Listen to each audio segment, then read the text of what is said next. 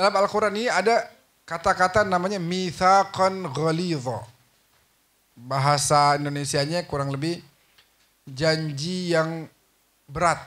Kurang lebih begitu. 3 kali Al-Quran menyebutkan mitsaqan ghalidha. Yang pertama pada saat Allah mengambil janji para nabi. Dikumpulin nabi-nabi dan rasul ini dikumpulin.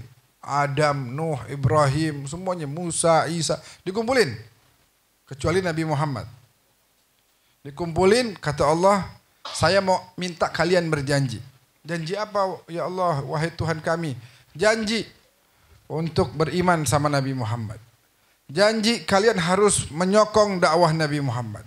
Janji kalian harus mengenalkan tentang sosok Nabi Muhammad. Janji kalian harus terus menggaungkan tentang nama kekasih saya ini. Mereka bilang siap ya Allah. Kata Allah, wa akhadna minhum mitsaqan ghalidha. Kami ambil dari mereka janji yang berat. Jadi janji bukan sembarang janji nih. Yang kedua, janji yang berat itu pada saat pernikahan. Pernikahan juga kata Allah adalah mitsaqan ghalidha, janji yang berat. Suami sama istri ijab qabul. Zawajtuka wa ankahtuka makhtubataka fulana qabiltu tazwijaha wa nikaha bil mahril madhkur. Kata-kata yang sangat singkat. Tapi kata Allah itu adalah mitsaqan ghalidha. Perjanjian itu langsung disaksikan oleh Allah dan para malaikatnya. Ada konsekuensi yang harus dijalanin.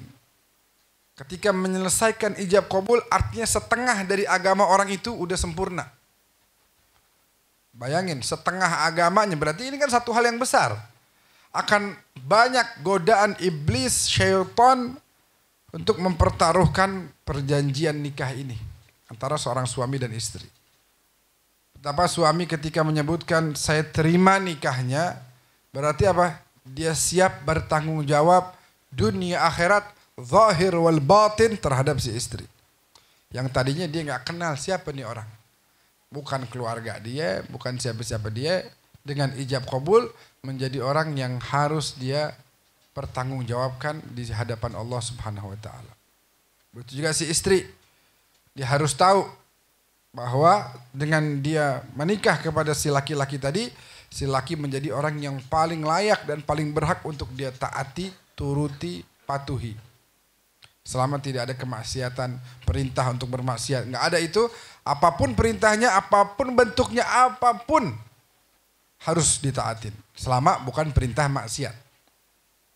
Nggak ada kata enggak ada kata capek, nggak ada kata males.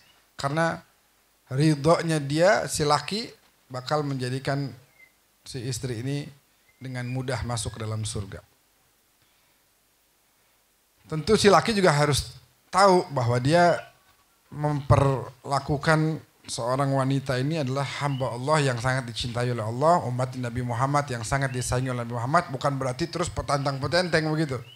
Lo nggak denger no, lo harus taat sama gue, nah, udah, kalang udah. Nggak, bukan diktator, bukan, tapi penuh cinta dan kasih sayang. Harus, jangan pakai nama syariat untuk berlaku zalim, itu dosanya berlipat-lipat. Nauzubillah. Yang ketiga apa? Yang ketiga janji Allah yang Allah ambil dari Bani Israel. Ini Bani Israel ini udah Allah kasih kelebihan banyak banget. Banyak nabi-nabi dari Bani Israel. Sebagian para nabi itu didustakan oleh orang-orang Bani Israel. Sebagian lagi bahkan dibunuh. Nabi Yahya dibunuh sama Bani Israel. Nabi Zakaria dibunuh oleh Bani Israel. Ada lagi nabi yang lain. Dibunuh. Nabi dibunuh. Kata Al-Quran yang ngomong. Ini udah kelewatan, tapi segitunya Allah kirim lagi dah nabi dah. Biar dia pada belajar, biar dia pada tobat.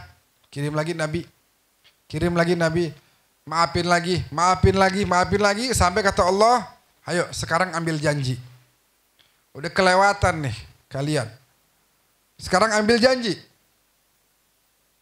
Janji akan merubah keburukan yang selama ini dilakukan, akan menjadi taat, baik, patuh, baik.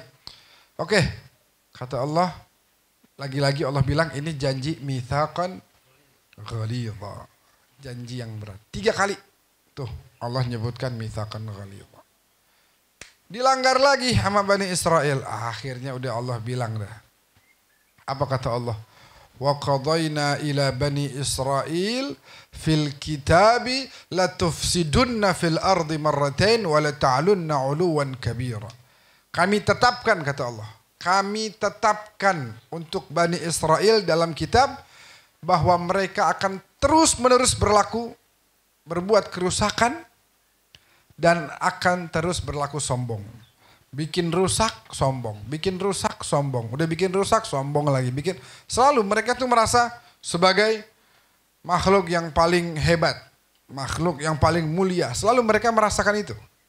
Selalu bilang ini etnis-etnis lain Bani Israel itu bawahan semuanya. Rendahan. Selalu mereka begitu ngomongnya. Makanya waktu dibilangin sama para nabi-nabi bahwa nanti ada loh datang. Ini dari mulai Nabi Bani Israel yang awal-awal nih. Jadi Israel itu nama lain dari Nabi Yakub. Nabi Yakub punya bapak Nabi Ishak. Nabi Yakub punya anak Nabi Yusuf. Nah itu tuh turun-temurun tuh. Semua nabi-nabinya udah bilangin. Ntar ada nabi di akhir zaman. Nabi yang terakhir. Dia nabi yang paling mulia. Datanglah nabi setelahnya. Datang nabi setelahnya. Datang siapa? Daud, Sulaiman, datang Yahya, datang Zakaria. Semuanya masih memberikan kabar. Nanti ada nabi. Nanti ada nabi. Nanti ada Musa bilang begitu juga. Isa yang dianggap wah ini mulia nih. Kata Nabi Isa, wa mubasyiran bi rasuli ya'ti min ba'di ismuhu Ahmad. Saya kasih kabar gembira buat kalian, ada nabi nanti. Oh, ada lagi berarti bukan ini. Namanya Ahmad, kata Nabi Isa. Ditunggu-tunggu pas keluar datang di Madinah. Oh, ini. Oh, nabinya ini. Orang Arab, bukan orang Israel, bukan Bani Israel. Ah, enggak mau beriman kita. Kita Bani Israel. Masa mau beriman sama orang di luar Bani Israel. Sombong. Nggak ada habisnya tuh sombong. Makanya Allah udah tetepin. Wala tajidanna asyaddan nasi adawatan lilladzina amanu. Kamu akan dapati orang yang paling besar permusuhannya kepada orang yang beriman. Siapa kata Allah? Al-Yahud dalam Al-Quran. Allah udah kasih kabar, umat Islam, musuh ente nih Yahudi. Walladzina asyraku. Kitanya aja nggak mau nurut. Sibuk ribut sesama umat Islam.